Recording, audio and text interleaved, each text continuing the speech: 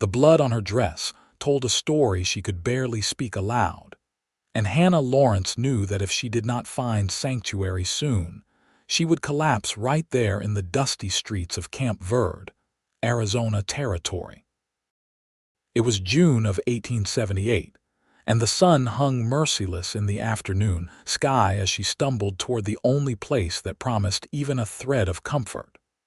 The small adobe chapel at the edge of town stood modest and unassuming, its wooden cross casting a thin shadow across the entrance. Her boots, caked with dirt from 3 days of walking, scraped against the stone steps as she pushed through the heavy door. Inside, the air felt cooler, almost breathable. Wooden pews lined either side of a narrow aisle, and at the far end, a simple altar held a brass crucifix that caught the light filtering through the single stained glass window. Hannah made it halfway down the aisle before her legs gave out. She sank to her knees, her hands gripping the edge of a pew, and the sobs she had been holding back for so long finally tore free from her chest. The blood was not hers.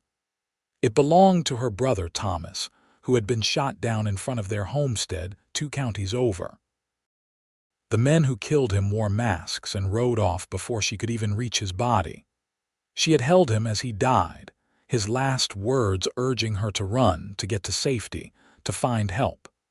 But help felt like a fantasy in this brutal land, where justice moved slower than a wounded horse. She pressed her forehead against the pew and wept, her whole body shaking. The sound echoed in the empty chapel, raw and unrestrained. She did not hear the door open behind her or the soft footsteps approaching down the aisle. Ethan Owens had come to the chapel seeking his own kind of peace. The cattle drive from Texas had been long and punishing, and he had lost 2 good men to a stampede just outside of Phoenix. Now, with the herd sold and his pockets heavy with payment, he felt the weight of their absence more than the coins. He needed a quiet place to think, to remember, to ask forgiveness for the times he could have been faster, smarter, better.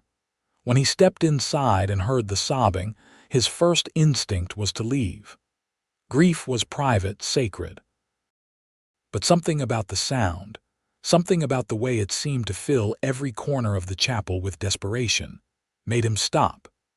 He looked down the aisle and saw her there, a young woman in a torn dress, her dark hair falling loose around her shoulders, her whole frame trembling. Ethan was 26 years old, weathered by years on the trail, but still carrying a deep sense of duty instilled by his mother before she passed. He could not walk away from someone in such obvious pain. He moved quietly down the aisle, his spurs making the softest chime against the floor, and when he reached her, he knelt beside her. She did not look up, did not seem to notice him at all. Her hands were stained with dried blood, her fingernails edged with red. Whatever had happened to her was recent and terrible. "Pray with me," Ethan said softly, his voice low and steady.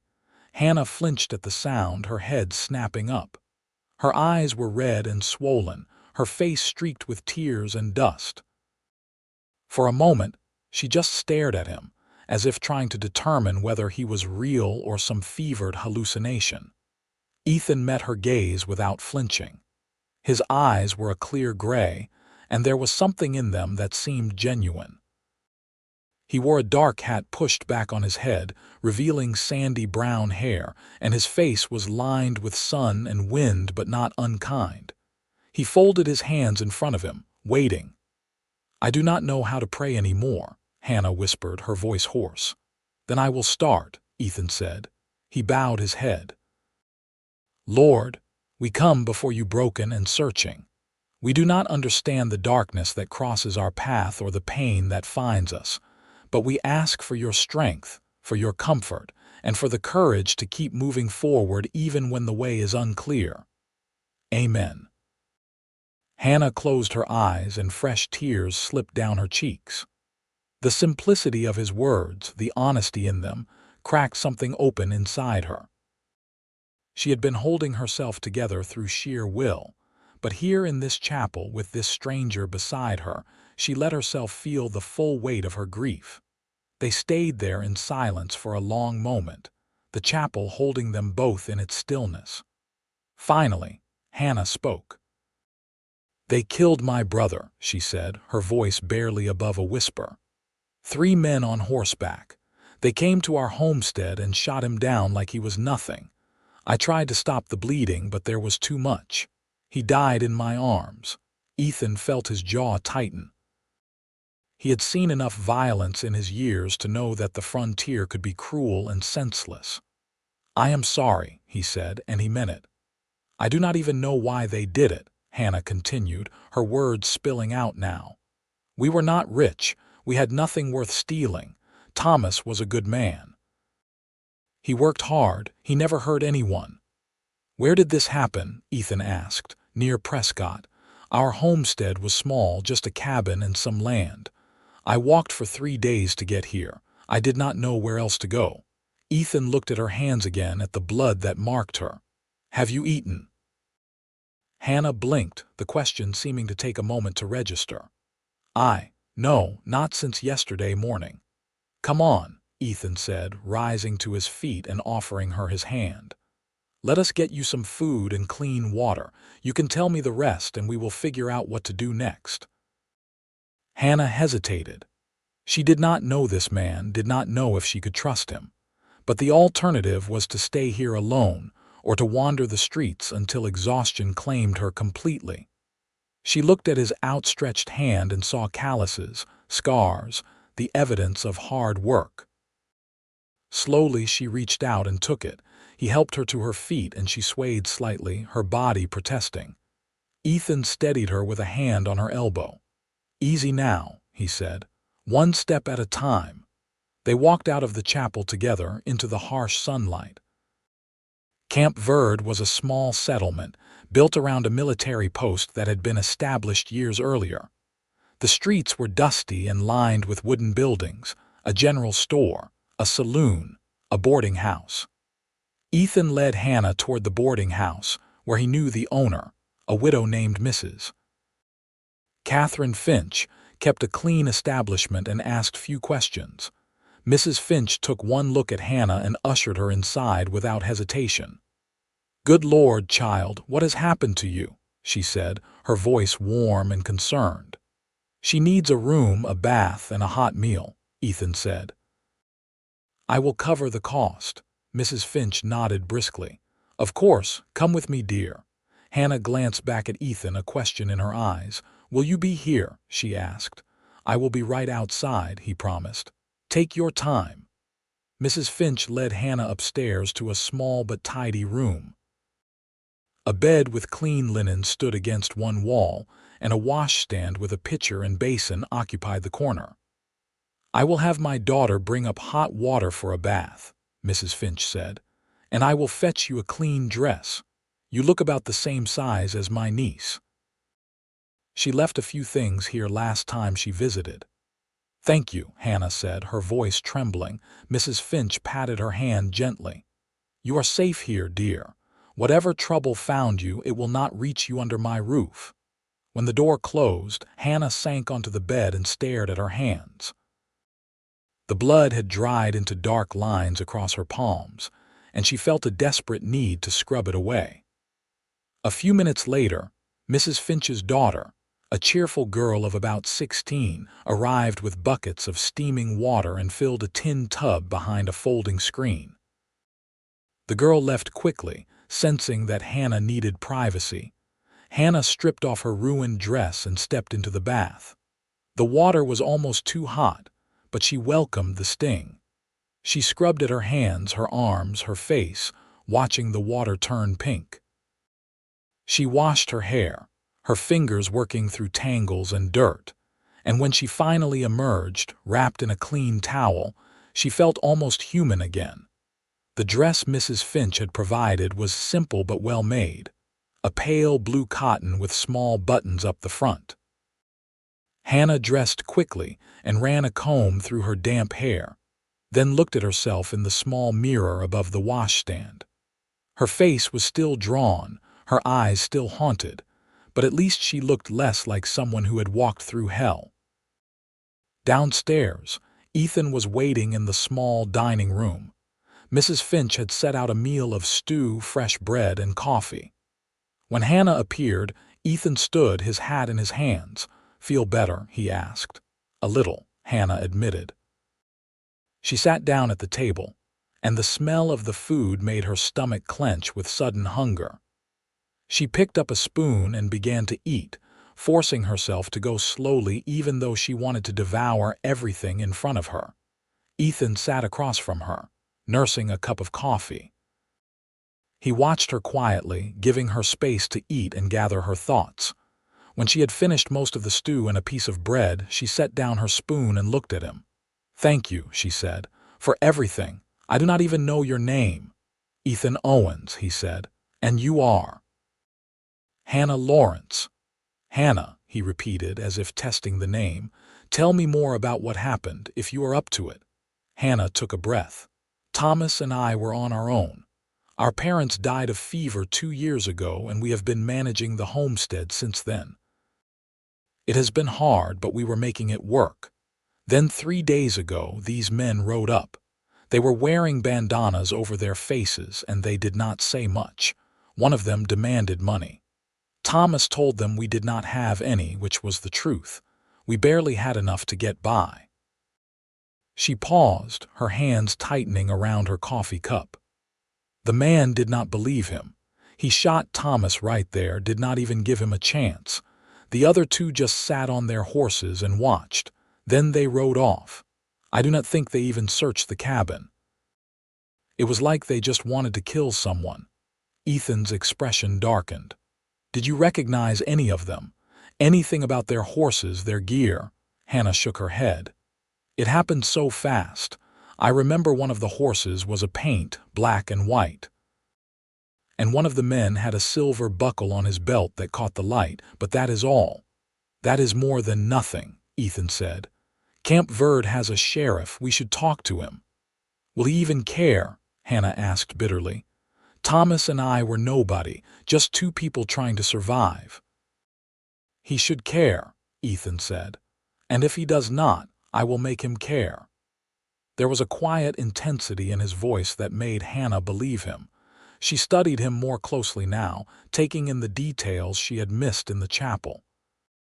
He was tall and lean, with broad shoulders and hands that looked strong and capable. His face had a rugged quality, but his eyes held a kindness that seemed at odds with the rough life he must have led. "Why are you helping me?" she asked. "You do not know me." Ethan was silent for a moment, considering his answer. "I have seen too much death," he said finally. "Too many good people lost for no reason. If I can help prevent even a little of that, then maybe it means something." Hannah felt a lump rise in her throat. "I cannot pay you." "I am not asking you to," Ethan said. He leaned forward, his gaze steady. "You have been through something terrible and you deserve justice. Let me help you find it." Hannah looked down at her hands, now clean but still bearing faint stains in the creases of her skin. She thought about Thomas, about the life they had tried to build together, about the future that had been ripped away in a single moment of violence. She thought about the long walk to Camp Verde, the fear that had dogged her every step, the desperate hope that she would find something, anything to hold on to. "All right," she said quietly. "I will talk to the sheriff." Ethan nodded. "We will go first thing in the morning. For now, you need rest." Hannah wanted to protest, to say that she was fine, but exhaustion was already pulling at her. She had not truly slept in days, only brief moments of unconsciousness that left her more tired than before. "Thank you, Ethan," she said. He stood and picked up his hat. "Mrs. Finch will take care of you. If you need anything, just ask. I will be staying at the saloon tonight, but I will come by in the morning." Hannah watched him leave, and for the first time since Thomas died, she felt a small flicker of hope.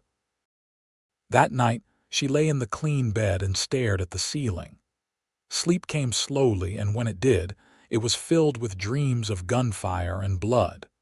She woke several times, her heart racing, and had to remind herself where she was. By the time dawn light crept through the window, she felt as though she had not slept at all. Mrs. Finch brought her breakfast, a simple meal of eggs and toast, and Hannah forced herself to eat. She was just finishing when there was a knock on the door. Mrs. Finch answered it and then stepped aside to let Ethan in. He looked rested, his hair damp as though he had washed at the pump outside. "Morning," he said. "Ready to talk to the sheriff." Hannah stood, smoothing down her borrowed dress. "As ready as I will ever be." They walked together through the morning streets of Camp Verde. The town was already coming to life, with merchants opening their shops and a few early risers moving about. The sheriff's office was a small building near the center of town, marked by a faded sign that reads "Sheriff" in blocky letters. Inside, a man in his 50s sat behind a desk, his boots propped up on the edge. He had a thick mustache and a weary expression, as though he had seen too much and cared too little. He glanced up when they entered, his eyes flicking from Ethan to Hannah and back again. "Help you?" he asked, not bothering to sit up. "This is Hannah Lawrence," Ethan said. "Her brother was murdered 3 days ago near Prescott. She needs to report it."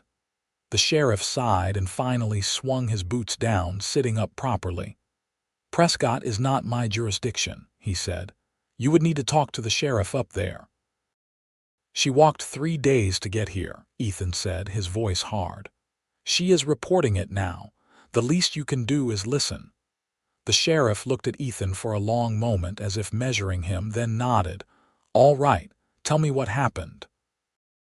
Hannah recounted the story again, her voice steadier this time. She described the men, the paint horse, the silver buckle. The sheriff took notes, his pen scratching across paper, but his expression remained neutral. "Not much to go on," he said when she finished.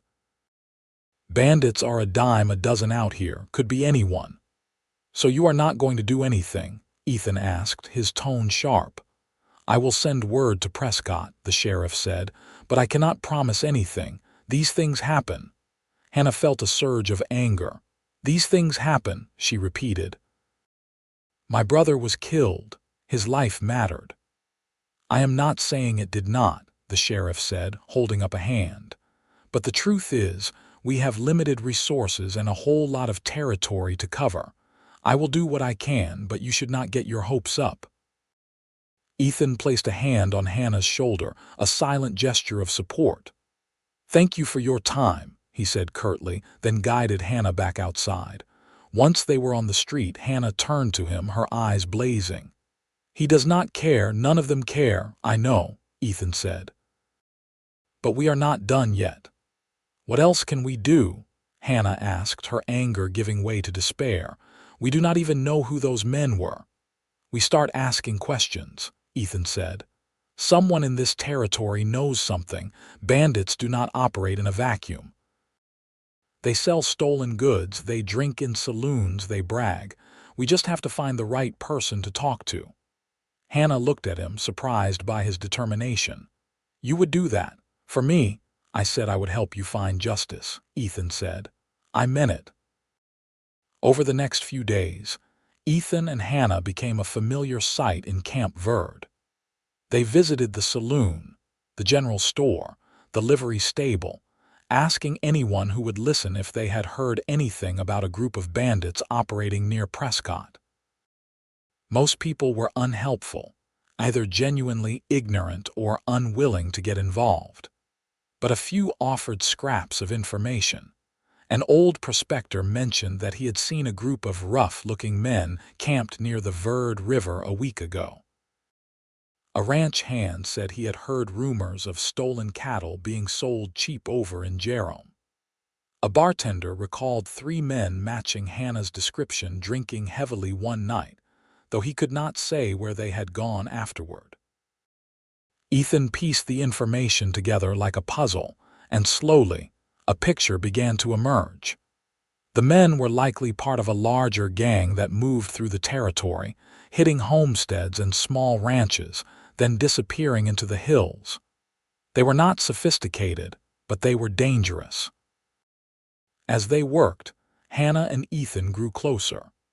They spent hours together, walking the dusty streets, sitting in the shade of a cottonwood tree by the river, talking. Hannah learned that Ethan had been on his own since he was 16, when his mother died and his father drank himself to death. He had worked as a ranch hand, a trail driver, and briefly as a deputy in a small town in Texas, before deciding that the law was too slow and too corrupt to suit him. Ethan learned that Hannah had loved teaching, that she had once dreamed of opening a school on the homestead, that she missed her parents every single day. He learned that she had a quick mind and a sharp sense of humor, and that beneath the grief, there was a strength that impressed him. One evening, as they sat by the river watching the sun set, Ethan said, "You are not what I expected." Hannah glanced at him, a faint smile on her lips. "What did you expect?" "I do not know," Ethan admitted. "Someone more fragile, I suppose, but you are tougher than you look." "I have had to be," Hannah said. "Life out here does not give you much choice." "No, it does not," Ethan agreed. He was quiet for a moment, then added, "But you did not let it make you hard. That is rare." Hannah felt her cheeks warm. She looked down at her hands, unsure how to respond. The truth was, she had noticed things about Ethan too. The way he always made sure she ate enough, the way he walked on the outside of the street to shield her from the dust kicked up by passing horses, the way he listened when she spoke, truly listened, as if her words mattered. "Ethan," she said softly, "why did you really stop in that chapel?" He looked at her, his gray eyes thoughtful. "I lost 2 men on the trail," he said. "Good men. I was carrying that weight and I did not know where to put it down. I thought maybe if I went to the chapel I could find some peace. Then I heard you and I knew you needed help more than I needed solitude." "I am glad you stayed," Hannah said. "So am I," Ethan said. Their eyes met, and something unspoken passed between them. Hannah felt her heart quicken, a feeling she had not experienced in a long time. She looked away, suddenly self-conscious, and Ethan cleared his throat. "We should head back," he said. "It is getting late." They walked back to the boarding house in comfortable silence, and when they reached the door, Ethan tipped his hat to her. "Good night, Hannah." "Good night, Ethan." A week after Hannah arrived in Camp Verde, they finally got a solid lead. A trader passing through town mentioned that he had sold supplies to a group of men camped near an abandoned mine about 15 miles north. He described one of the horses as a paint, and he remembered the men being cagey and unfriendly. Ethan decided they would ride out to the mine the next morning. He borrowed a horse for Hannah from the livery stable, a gentle mare that would not give her trouble, and packed supplies for the journey. Hannah insisted on going despite Ethan's protests. "You do not have to do this," he said. "I can go alone." "He was my brother," Hannah said firmly. "I am going." Ethan saw the resolve in her eyes and knew there was no point in arguing. "All right," he said. "But you stay behind me and you do what I say." "Understood." "Understood," Hannah said. They set out at dawn, riding north through the rugged landscape. The land was beautiful in a harsh way, all red rock and scrub brush, with the occasional stand of juniper or pinyon pine. The sun climbed higher, and the heat pressed down on them like a weight. By midday, they reached the area the trader had described. The abandoned mine was little more than a dark hole in the side of a hill, with a few rotting timbers marking the entrance. There was no sign of anyone, but the ground showed evidence of recent activity, boot prints and hoof prints, the remains of a campfire. Ethan dismounted and examined the site carefully. "They were here," he said, "but they have moved on." Hannah felt a flicker of frustration. "So we are back to nothing." "Not nothing," Ethan said. He pointed to the tracks leading away from the camp. "They went east, We can follow them, but we need to be careful. If they realize we are tracking them, they could turn and ambush us. Then we will be careful, Hannah said. They followed the trail for another hour, moving slowly and cautiously. The tracks led them through a narrow canyon and up onto a rocky plateau. From there, they could see a thin column of smoke rising in the distance. There, Ethan said, pointing. That is them. They tied the horses to a scrubby tree and approached on foot, keeping low and using the rocks for cover. As they drew closer, Hannah could see 3 men sitting around a campfire, their horses tethered nearby. One of the horses was a paint, black and white, just as she remembered. Hannah's breath caught. That is them, she whispered. Ethan nodded. Stay here. I am going to get closer and see if I can hear what they are saying. Be careful, Hannah said. Ethan moved like a shadow, slipping from rock to rock until he was within earshot of the men. Hannah watched, her heart pounding. She could not hear what the men were saying, but she could see Ethan crouched behind a boulder, listening intently. After a few minutes, he made his way back to her. They are talking about hitting another homestead tomorrow, he said quietly. They are planning to move on after that, head toward Flagstaff. We have to stop them, Hannah said. We will, Ethan said, but we cannot take them on directly. There are 3 of them and only 2 of us. We need to be smart about this. What do you suggest? Ethan thought for a moment. We go back to Camp Verde and get the sheriff. I know he did not seem eager to help, but if we can show him where these men are, he will have to do something. Hannah hated the idea of letting the men out of her sight, but she knew Ethan was right. They rode back to Camp Verde as fast as they dared, reaching the town just as the sun was setting. They went straight to the sheriff's office. The sheriff listened to their report, his expression skeptical. And you are sure these are the same men, the paint horse matches, Ethan said. And they are planning to rob another homestead tomorrow. If you move now, you can catch them. The sheriff leaned back in his chair, considering.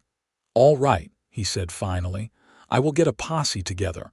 We will ride out at first light. I am coming with you, Hannah said. No, you are not, the sheriff said. This is law business now. You stay here. Like hell I will, Hannah said, her voice rising.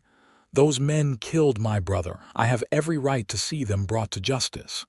The sheriff looked like he wanted to argue, but Ethan stepped in. She can ride with me, he said. I will keep her safe. The sheriff sighed.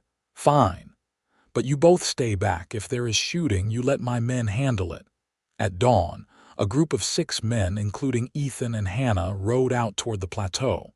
The sheriff led the way, his face set and grim. Hannah rode beside Ethan, her hands tight on the reins. She felt a mix of fear and anticipation, knowing that they were finally close to justice. When they reached the area where the bandits had been camped, they found the site abandoned. The fire was cold, and the tracks led east, just as Ethan had predicted. They followed the trail for hours, the sun climbing higher and the heat growing oppressive. Finally, they spotted the 3 men riding ahead, moving slowly across the open land. The sheriff signaled for the posse to spread out, and they approached carefully, trying to close the distance without being seen. But one of the bandits must have sensed something, because he turned in his saddle and spotted them. He shouted a warning, and the 3 men spurred their horses into a run. The chase was on.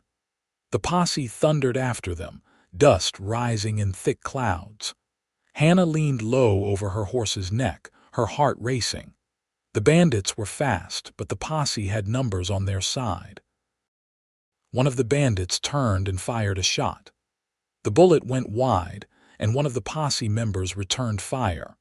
The sound of gunfire echoed across the open land, sharp and deadly. Ethan reached out and grabbed Hannah's reins, pulling her horse to a stop. "Stay here," he ordered, then rode forward to join the chase. Hannah watched, her breath caught in her throat as the posse closed in on the bandits. Another shot rang out and one of the bandits tumbled from his horse, hitting the ground hard. The other two kept riding, but the sheriff and his men were gaining. Finally, the bandits realized they could not outrun the posse. They pulled their horses to a stop and raised their hands in surrender. The sheriff and his men surrounded them, guns drawn. Ethan rode back to Hannah, his face flushed with exertion. "It is over," he said. "We got them." Hannah felt a wave of relief so strong it almost knocked her off her horse. She dismounted on shaky legs and Ethan steadied her. Together, they walked over to where the sheriff was binding the bandits' hands. Hannah looked at the men, trying to see them as something other than faceless killers. They were younger than she expected, rough and dirty, their faces hard. One of them had a silver buckle on his belt, just as she remembered. "That is him," she said, pointing. "He was there. He was one of them."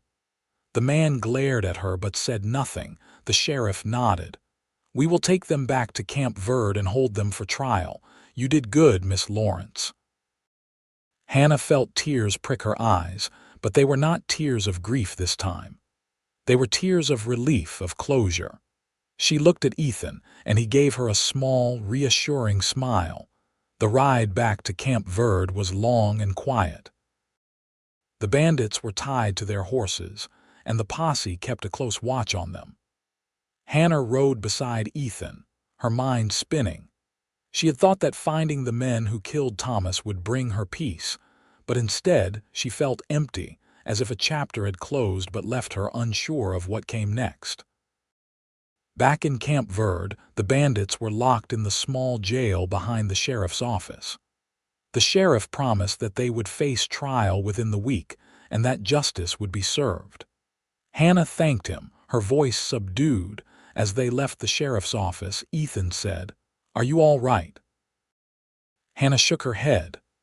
"I do not know. I thought I would feel different. I thought it would bring Thomas back somehow, even though I know that is impossible." "Grief does not work that way," Ethan said gently. "It does not follow rules or logic, but you did the right thing. Those men will answer for what they did." "I know," Hannah said, "but it still hurts." "It will for a while," Ethan said, "but it will get easier. I promise." They walked together to the boarding house, and Mrs. Finch greeted them with warm hugs and congratulations. Word of the capture had already spread through the town, and Hannah found herself the subject of curious stares and whispered conversations. That evening, Ethan took her out to the river again, away from the noise and the attention. They sat on the bank, watching the water flow past, and for a long time neither of them spoke. Finally, Hannah said, "What happens now?" "What do you mean?" Ethan asked. "I mean, what do I do next? The homestead is gone. I cannot go back there, not without Thomas. I do not have anywhere to go." Ethan was quiet, his gaze fixed on the water. "You could stay here," he said. "Camp Verde is growing. There are opportunities." "Doing what?" Hannah asked. "You said you wanted to teach," Ethan said. "The town does not have a school yet. You could start one." Hannah looked at him, surprised. "That is a big undertaking." "You are capable of it," Ethan said. "I have seen what you can do. You are smart, determined. You could build something here." Hannah felt a spark of hope. The idea of teaching again, of having a purpose, was appealing. But there was something else tugging at her heart, something she was afraid to name. "What about you?" she asked. "What will you do?" Ethan smiled faintly. "I have been thinking about that. I am tired of drifting, tired of moving from one place to the next. Maybe it is time I put down roots somewhere." "Here?" Hannah asked, her pulse quickening. "Maybe," Ethan said. He turned to look at her, his gray eyes serious. "If I had a reason to stay." Hannah felt her breath catch. She had been drawn to Ethan from the moment he knelt beside her in the chapel. But she had been so consumed by grief and the search for justice that she had not allowed herself to think about what that meant. Now, with the immediate crisis behind her, she could no longer ignore the feelings that had been growing between them. "Ethan," she said softly, "you have done so much for me. You saved me when I had nothing left. I do not know how to repay you." "I do not want repayment," Ethan said. He reached out and took her hand, his touch warm and steady. "I want you to be happy, and if I can be part of that happiness, then I will count myself the luckiest man alive." Hannah felt tears slip down her cheeks, but they were not tears of sorrow. "You already are," she said. "You have given me hope when I had none. You have shown me kindness when the world felt cruel. I do not know what the future holds, but I know I want you in it." Ethan smiled, a real, genuine smile that lit up his face. "Then we will figure it out together," he said. He leaned in slowly, giving her time to pull away if she wanted, but Hannah did not pull away. She closed the distance between them, and when their lips met, it felt like coming home. The kiss was gentle and sweet, filled with all the things they had not said, all the emotions they had been holding back. When they finally pulled apart, Hannah rested her forehead against his, her heart full. "I was so lost," she whispered, "but you found me." "We found each other," Ethan said. Over the next few weeks, Hannah and Ethan began to build a life together in Camp Verde. Hannah spoke to the town council about starting a school, and to her surprise, they were enthusiastic about the idea. They offered her a small building near the center of town, a former storage shed that could be converted into a classroom. Ethan helped her clean it out, repairing broken boards and painting the walls. Word spread quickly that a school was opening, and parents began bringing their children to meet Hannah. She was nervous at first, worried that she was not ready, but the moment she stood in front of that first group of eager faces, she felt something click into place. This was what she was meant to do. Ethan found work as a foreman on a nearby ranch. The owner, an older man named Mr. Samuel Grant, had heard about Ethan's role in capturing the bandits and was impressed by his character. The pay was good and the work was steady, and for the first time in years, Ethan felt like he was building something rather than just surviving. In the evenings, Ethan and Hannah would meet and walk together through the town or sit by the river, talking about their days. They spoke of dreams and plans, of the school and the ranch, of the life they were creating together. They spoke of Thomas, too, keeping his memory alive, and Hannah found that talking about him with Ethan brought comfort rather than pain. 3 months after they met, Ethan asked Hannah to marry him. He did it simply, without grand gestures or elaborate plans. They were sitting by the river again, the sun setting in a blaze of orange and gold, and he turned to her and said, "Hannah, I love you. Will you marry me?" Hannah felt her heart swell. "Yes," she said, her voice strong and sure. "Yes, I will." They were married in the same chapel where they had first met, with Mrs. Finch and the sheriff and a handful of townspeople as witnesses. Hannah wore a simple white dress that Mrs. Finch had helped her sew, and Ethan wore his best shirt and a new hat. The ceremony was short but heartfelt, and when the preacher pronounced them husband and wife, Ethan kissed her with a tenderness that made her feel cherished and whole. After the wedding, they moved into a small house on the edge of town, a modest place with 2 rooms and a porch that overlooked the river. It was not much, but it was theirs, and they filled it with laughter and love. Hannah's school flourished. She started with just 5 students, but by the end of the first year she had 15, and the town council was already talking about expanding the building. She loved teaching, loved watching the children learn and grow, and she poured her heart into it. Ethan continued to work on the ranch, and his reputation as a hard-working and honest man spread. Mr. Grant came to rely on him more and more, eventually offering him a partnership in the ranch. Ethan accepted, and suddenly, he was not just a hired hand but a man with a stake in something lasting. 2 years after they were married, Hannah gave birth to their first child, a son they named Thomas after her brother. Holding the baby in her arms, Hannah felt a bittersweet ache. She wished her brother could have met his namesake, but she also felt a deep sense of peace. Thomas's memory lived on, not just in her heart, but in this new life. Ethan was a devoted father, doting on little Thomas with a gentleness that surprised even Hannah. He would come home from the ranch covered in dust and exhausted, but the moment he saw his son, his face would light up. He would scoop the baby into his arms and walk around the house, talking to him in a soft voice, telling him stories about the land and the animals. A year later, they had a daughter whom they named Clara after Ethan's mother. Clara was a bright, curious child, with her father's gray eyes and her mother's dark hair. She adored her older brother, and the two of them filled the house with noise and energy. Hannah often thought back to that day in the chapel, when she had been at her lowest point, and Ethan had knelt beside her and said, "Pray with me."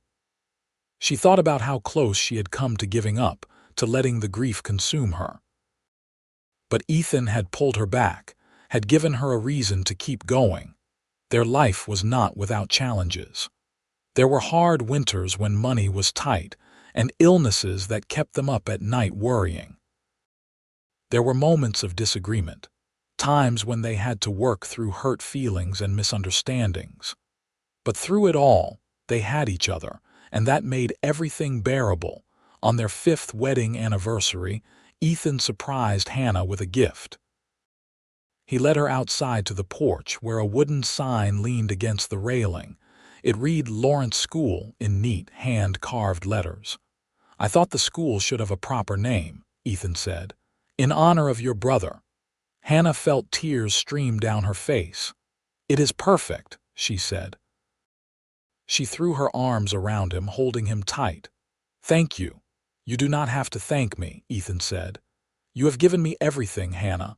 A home, a family, a purpose. I am the one who should be thanking you." "We have given each other everything," Hannah said, pulling back to look at him. "And I would not change a single moment." As the years passed, Camp Verde continued to grow, and so did their family. They had 2 more children, another boy and another girl, and their house was always full of laughter and love. The school expanded, and Hannah trained 2 other teachers to help her, ensuring that every child in the area had the opportunity to learn. Ethan became a respected figure in the community, known for his fairness and his generosity. He and Mr. Grant built the ranch into one of the most successful in the region, and Ethan used his success to help others, offering work to those who needed it and supporting community projects. Hannah never forgot the pain of losing Thomas, but over time, the sharp edges of that grief softened. She carried his memory with her always, but it no longer weighed her down. Instead, it became a source of strength, a reminder of the resilience and love that had carried her through the darkest days. One evening, when Hannah was in her early 40s and Ethan was nearing 50, they sat together on the porch, watching the sunset. Their children were grown now, building lives of their own, but they visited often, filling the house with grandchildren and joy.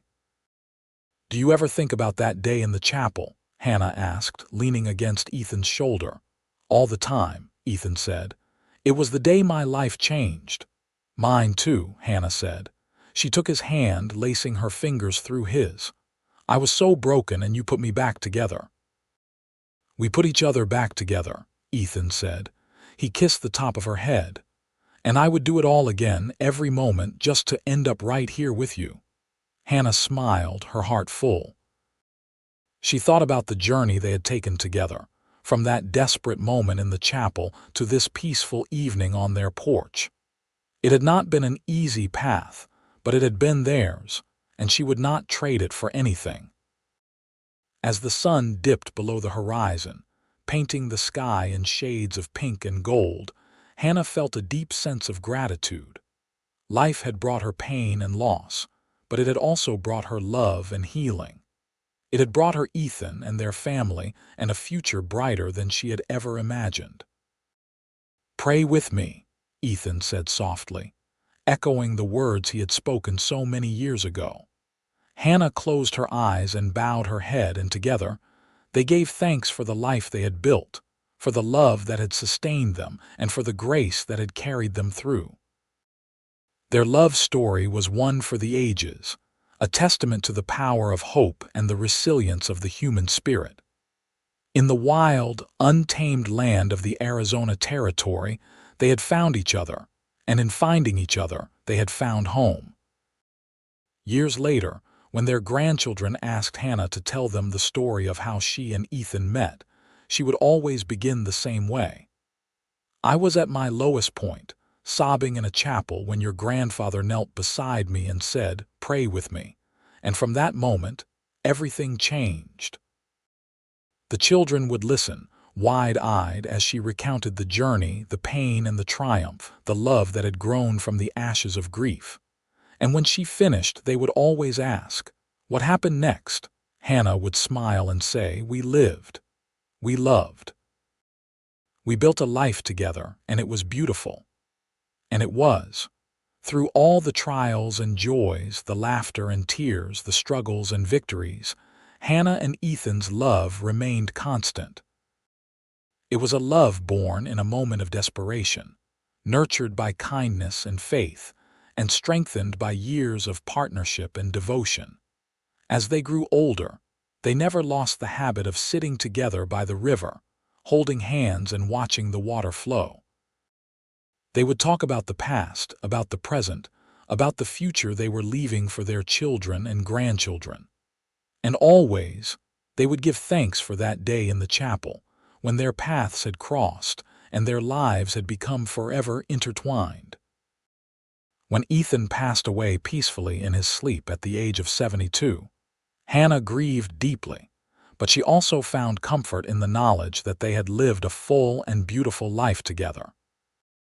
She continued to teach for a few more years, finding solace in the laughter of children and the satisfaction of passing on knowledge. Hannah lived to be 85, surrounded by her children, grandchildren, and even a few great-grandchildren. On her last day, she sat on the porch of the house she and Ethan had built, looking out at the river. She thought about Thomas, about Ethan, about all the people she had loved and lost, and she felt at peace. Her youngest grandson, a boy of 10 named Ethan in honor of his grandfather, sat beside her. "Grandma, what are you thinking about?" he asked. Hannah smiled, her eyes distant but warm. "I am thinking about love," she said. "About how it finds us when we need it most, and how it carries us through even the darkest times. I am thinking about your grandfather and how he knelt beside me in a chapel and changed my life forever." "You miss him," the boy said. "Every day," Hannah admitted. "But I am grateful for every moment we had, and I know I will see him again." That night, Hannah passed away peacefully, a smile on her face. Her family mourned her, but they also celebrated a life well lived, a love well loved, and a legacy that would endure for generations. The Lawrence School continued to operate, a testament to Hannah's dedication to education and her brother's memory. The ranch that Ethan had helped build remained in the family, a symbol of hard work and integrity. And the story of Hannah and Ethan, the woman who sobbed in the chapel and the cowboy who knelt beside her, was passed down through the years, a reminder that even in the wildest places, love can bloom and thrive. Their story became a legend in Camp Verde, a tale of faith, resilience, and the transformative power of love. It was a story that inspired others to reach out in moments of desperation, to offer kindness when it was needed most, and to believe that even in the darkest times, hope could be found. And so, in the end, Hannah and Ethan's love did not just change their own lives. It touched everyone around them, creating ripples that spread far and wide, bringing light to a land that often felt dark and unforgiving. In the chapel where they first met, a small plaque was placed years later commemorating their love story. It reads simply, "She was sobbing in the chapel. The cowboy knelt beside her and said, 'Pray with me.' And from that moment, love took root." Visitors to Camp Verde would often stop by the chapel, drawn by the story, and they would stand in that quiet space and feel the weight of history, the presence of something sacred. Some would kneel and pray, asking for their own moments of grace, their own encounters with love and hope. And in that way, Hannah and Ethan's legacy lived on, not just in their descendants, but in the hearts of all who heard their story and believed in the power of a single act of kindness to change everything. Their love was a beacon, a light in the wilderness, a reminder that no matter how broken we feel, there is always a chance for healing, always a possibility for love. And that, in the end, is the greatest legacy of all. The Wild West was a hard place, full of danger and uncertainty, but it was also a place where extraordinary things could happen, where a woman sobbing in a chapel could find a cowboy willing to kneel beside her, where a simple prayer could become the foundation of a lifetime of love, where two broken people could come together and build something beautiful, something lasting, something that would endure long after they were gone. Hannah and Ethan's story was proof that love is not just about grand gestures or perfect moments. It is about showing up when someone needs you. It is about offering your hand when theirs is empty.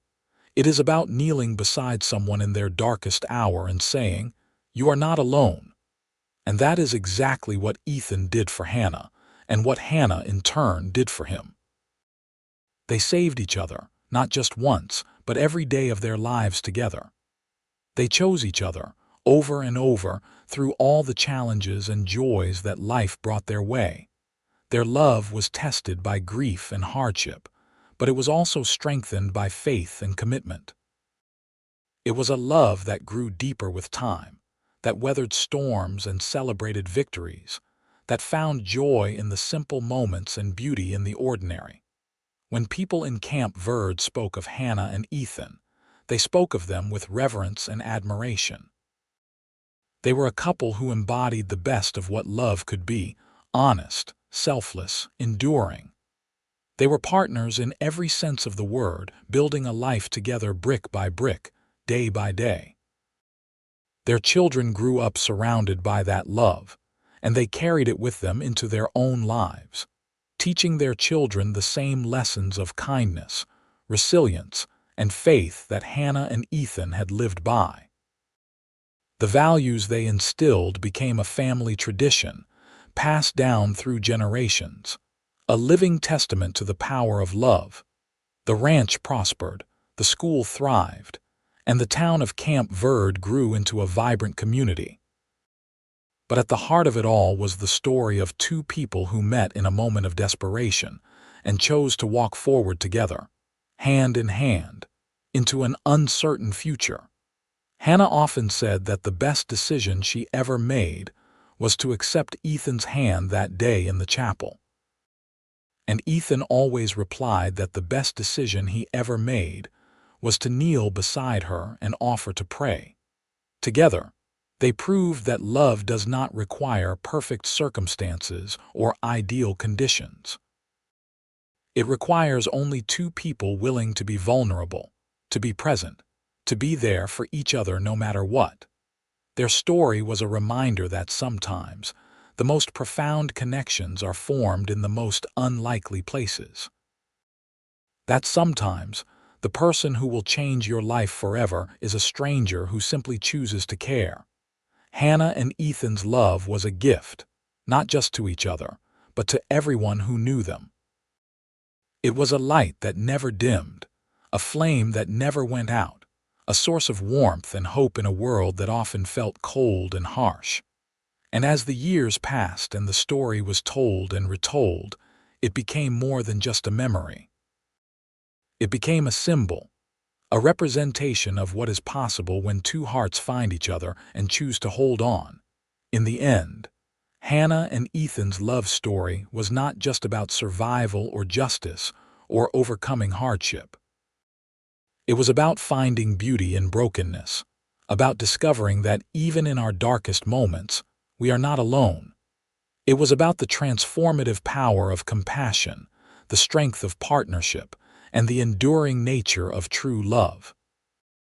Their legacy lived on in the school that bore her brother's name, in the ranch that Ethan had helped build, in the children and grandchildren who carried their values forward. But most of all, it lived on in the hearts of all who heard their story and believed that love, real and lasting love, was still possible. Hannah and Ethan's journey from that chapel in camp, verd to the life they built together, was a testament to the resilience of the human spirit and the power of love to heal even the deepest wounds. It was a story of hope and redemption, of faith and courage, of two people who found each other when they needed it most and never let go. And that is a story worth telling, worth remembering, worth celebrating for all time.